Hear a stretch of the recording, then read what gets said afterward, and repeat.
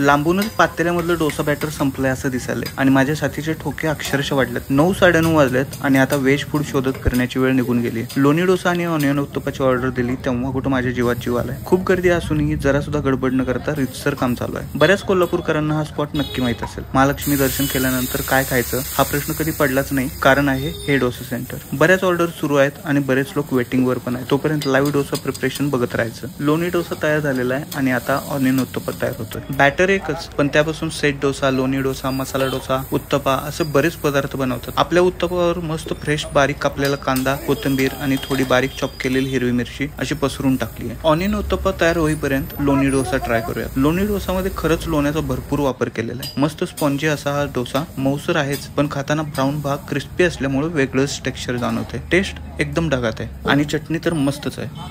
Onion उत्तप्पाचं texture पण same आहे, पण कांदा आणि कोथिंबीरमुळे ह्याची टेस्ट वेगळी लागते आणि ह्याचा वास तर लोणी, कांदा आणि कोथिंबीरमुळे एकदम छान असा येतोय।